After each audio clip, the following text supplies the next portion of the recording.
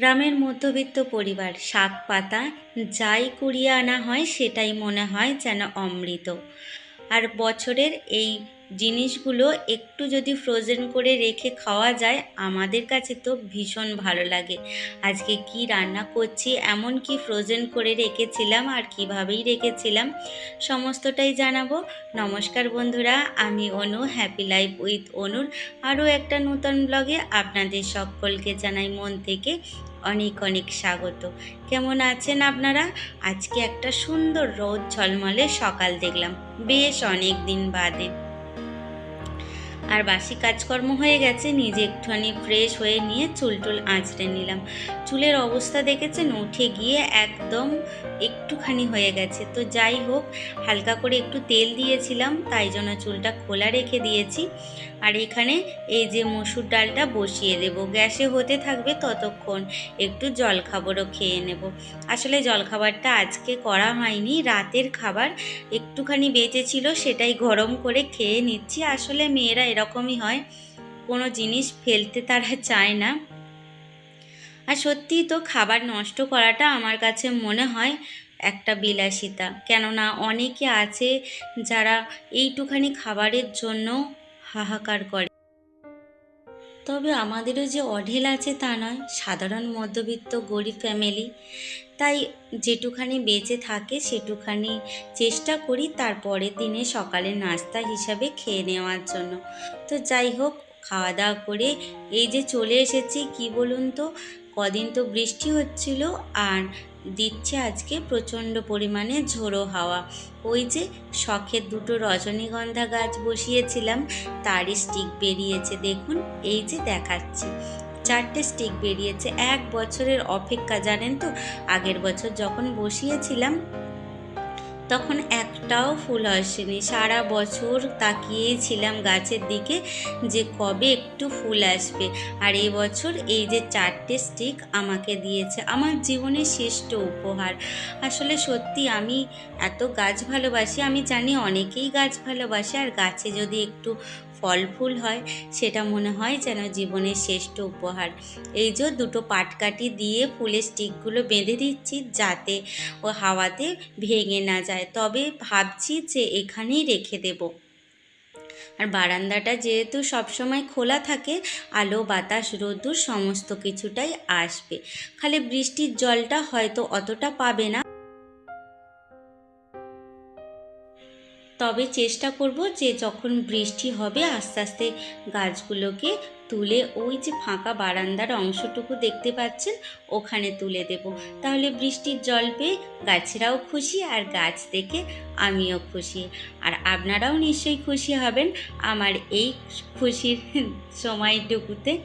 তো যাই হোক, এখানে এই যে সুতো দিয়ে হালকা করে বেঁধে দিচ্ছি। আর সবসময় মনের মধ্যে ওই একটাই ভয়, যদি একটুখানি মোচড় দিয়ে ওঠে তাহলে ব্যাস হয়ে গেল, ফুল তো আর ফুটবেই না, আর চিন্তারও আমার শেষ থাকবে না যে গাছটা আমি নষ্ট করে ফেললাম। আসলে গাছ নষ্ট হলে ভীষণ কষ্ট লাগে। নিজের শখের জিনিস যদি নষ্ট হয়ে যায় তাহলে সেটা খারাপ লাগাটা কতখানি গভীর, সেটা যারা গাছ ভালোবাসেন তারা অবশ্যই বুঝবেন। এখনও কিন্তু সংসারের অনেক কাজকর্ম আছে, সেগুলো গুছিয়ে নেব। আর রান্না বলতে ভাতটা বসিয়ে দিয়ে এসেছি। ওই যে চালটা দেখতে পাচ্ছেন ইয়েলো কালারের অ্যালবেস্টারের চাল, ওটাই হলো আমার গরিবের রান্নাঘর। তো ওখানে ভাতটা বসিয়ে দিয়ে এসেছি। আমি কিন্তু বারান্দা থেকে উঁকি মেরে দেখতে পারবো জানালা দিয়ে যে ভাতটা হচ্ছে কিনা, গ্যাসটা জ্বলছে কিনা।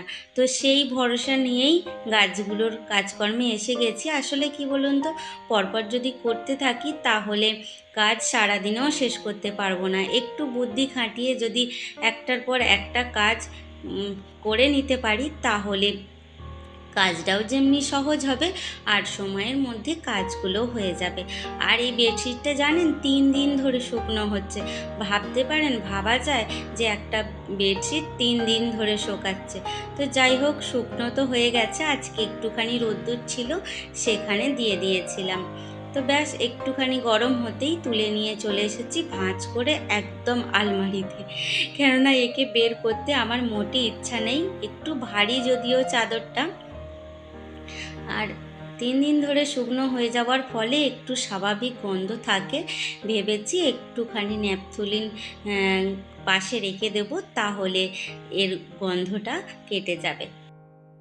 তো যাই হোক, এই যে গাছগুলো রেখেছিলাম, ভাবলাম যাওয়ার আগে একটুখানি জল স্প্রে করে দিই পাতাগুলোর ওপরে। গাছের গোড়াটা হালকা ভিজে আছে, খালি যা পাতাগুলোতে একটু জল স্প্রে করে দেব।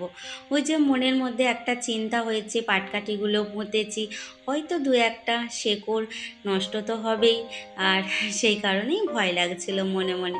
তো যাই হোক, চলুন আজকে এই যে রান্নাবান্নার পর্বে চলে এসেছি। আর এগুলো কি বলুন তো, এগুলো হলো শুশুনি শাক, আপনাদের দাদাভাই কালকে নিয়ে এসেছে। আসলে মাঠেতে অনেক হয়ে রয়েছে, তবুও আনতে যাওয়ার লোকজন নাই, কে এনে দেবে সেই ভয়েই। আর মাঠে যা জলে ভর্তি, তাই কিনেই আনা হয়েছে।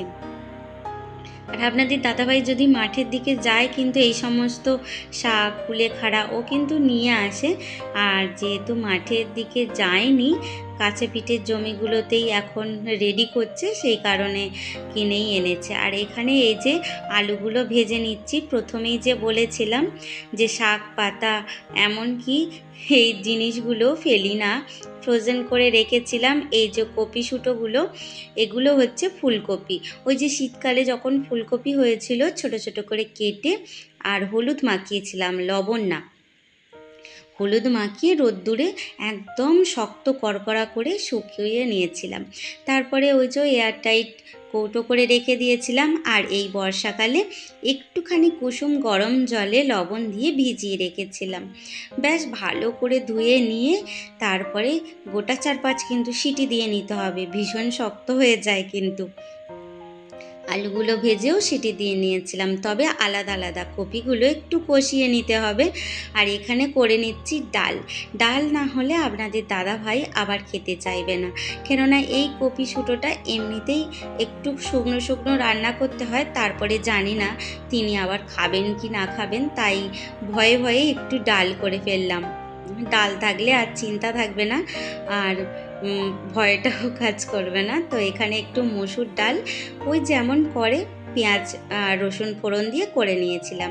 এখানে কিন্তু ওই যে কপির মশলাটা ওইটা কষিয়ে নিচ্ছি, রেগুলার মশলা আদা রসুন পেঁয়াজ সমস্ত কিছু দিয়ে করে নিচ্ছি। আর এই যে কপিগুলো ভাপিয়ে জল ঝরায় রেখেছি, আর কপিগুলো দিয়ে কষিয়ে নেব। তবে একটা কথা বলি, কেউ ভাববেন না যেন আমি রান্না শেখাচ্ছি। আসলে প্রতিনিয়ত আমার সংসারের যেভাবে রান্নাগুলো করে থাকি, সেগুলোই আপনাদের সঙ্গে শেয়ার করছি।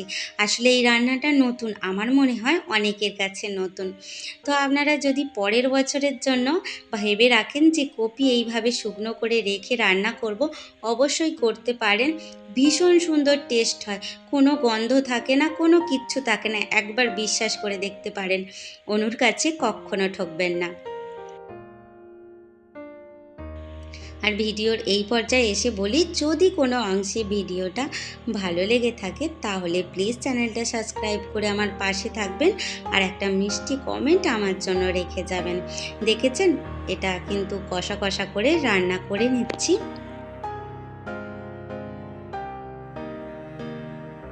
কপিগুলো দেওয়ার পরে একটু কষিয়ে নিয়ে সিদ্ধ করা আলুটাও দিয়ে দিয়েছিলাম। তারপরে নাবিয়ে নিয়ে একটুখানি গরম মশলা আর একটুখানি ঘি ছড়িয়ে দিচ্ছি।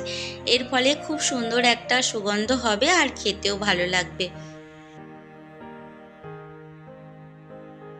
আমাদের এই গ্রামের এই যে রান্নাটা কেমন লাগলো, অবশ্যই কিন্তু আমাকে কমেন্টে জানাবেন।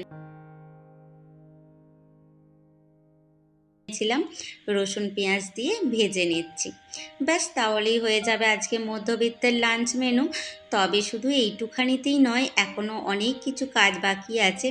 বাসনপত্র ধোয়া, আবার জল তোলা বাকি আছে। আসলে সমস্তটা তো আর ক্যামেরা ধরে করা সম্ভব নয়, তবে চেষ্টা করব যে প্রতিটা কাজ যেন আপনাদের সঙ্গে শেয়ার করতে পারি। আপনাদের অনেক অনেক ভালোবাসা চাই। এইভাবেই চলে দিন আনা দিন খাওয়া মধ্যবিত্তের সংসারটি। আর পরিপাটি করে সংসারটা কাজগুলোও সময়ের মধ্যে করে নেওয়ার চেষ্টা করি। আর দেখুন সমস্ত কাজ হয়ে গেছে, শুধু খাওয়াটুকু বাকি আছে। আর আকাশে কি পরিমাণ যে মেঘ ধরেছে সেটা আপনাদেরকে ক্যামেরায় কতটা দেখাতে পাচ্ছি জানি না। কালো করে মেঘ ধুধু করে উড়ে চলেছে, মনে হচ্ছে যেন সমুদ্রের ঢেউ উছলে পড়ছে। তাহলে চলুন আজকের মতো এখানেই, দেখা হবে আবার কালকে। ততক্ষণ খুব ভালো থাকবেন।